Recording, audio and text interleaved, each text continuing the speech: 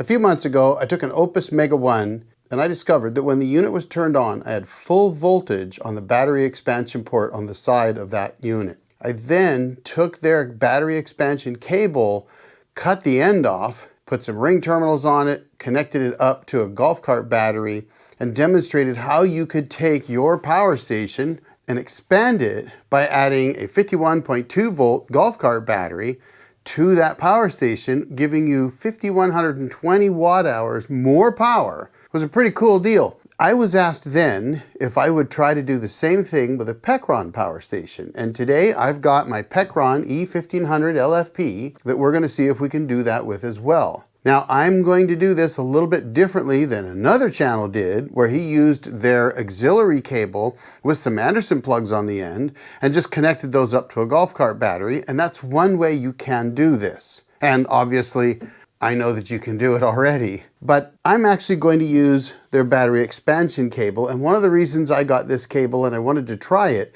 is because I'm wondering if maybe the cables inside of it, or the wires inside of it, are bigger than on their auxiliary cable that has the Anderson plugs, because I think those are either 10 or 8 gauge cables. So we're going to open this up and find out what's inside of it, put some ring terminals on it, and connect up to a big golf cart battery and see how well that works, folks. So let's get into it. All right, to start this off, we're going to try to just pull these ends off and see what it looks like when we pull those off. All right, oh folks, I can see it already. This thing's got some big cables. It looks like this should come apart relatively easily. We shall see. Oh, it comes apart like that. Okay, here we go. Now those are definitely big cables on there.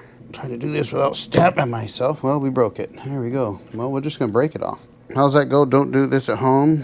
I would say I'm a professional, but I'm not. There we go. You just break it. Comes right off. Those are big cables, folks. Big wires. So I think we're going to go ahead and cut this way back. We're getting somewhere we can work with, I think, here.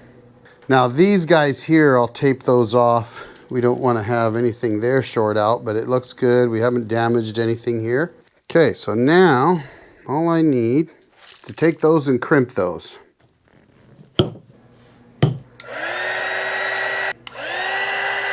Now, if you don't want to buy Pecron's cables, which can be kind of expensive, you can actually make your own. And I found the exact same connector that Pecron uses on Amazon. I'll drop a link down below. And all you do is you take this. It actually comes with both ends, so you'll remove this end. You're not going to use it. Take this screw off the back. Pull this assembly out. It unscrews as well. Take that off. To get this end out, you would push this red tab down and push it forward, and this pops out. You take your cables. This would take 6 gauge cables, so you need to pay attention to that when you get your fuses or breakers. You want to match the cable that you buy. You screw them down into here. You would take this end, put this back on, slide that in. There are tabs. It only goes in one way, folks. You get that in there. Then what you do is you take this end and you'll actually pull this little rubber stopper out the back. So now you've just got a hollow piece here, and you take that and screw that back on like so. Okay, we got it screwed on. You'll feed this down your cables and stick that in here so that now you've got it all assembled like that. Take this nut, feed it on your cables, stick it on the back side, and tighten that down. Then all you have to do is put ring terminals on the other end. I don't happen to have some loose 6 gauge wire around here right now that I can do that with, but all you need is a set of crimpers with the correct ring terminal type crimp connections that I can drop a link down for that as well. Add ring terminals to the end and keep that cable fairly short. Don't make it too long, because you're already going from the internal battery on the Pecron almost directly to the inverter. So your external battery, you want to keep it fairly short. By building your own, you can make that cable as long as you want. Again, keep it short, but it's very, very simple, less expensive probably than buying theirs. Again, I'll drop links down below to everything.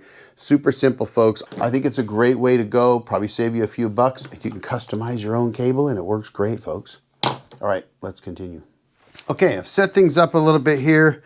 just because it's kind of awkward. So we're just connecting the negative up and the positives up. I'm using a 100 amp terminal fuse. So what we've got here is we've got a 51.2 volt, 105 amp hour LifePo4 golf cart battery.